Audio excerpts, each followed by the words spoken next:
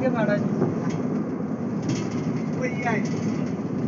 আরে যে ইয়া ভাই মানে না তো আইলে জনিবে সামাটা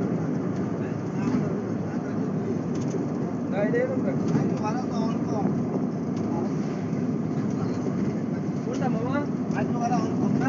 মাইক ভাড়া অনেক কম যেটি আবার ভাই এটি হলো 28 আর যেটি থাকবে এটি 35 দিয়া ভাই দিছে আমারে মানে বহজ তুই মাইকো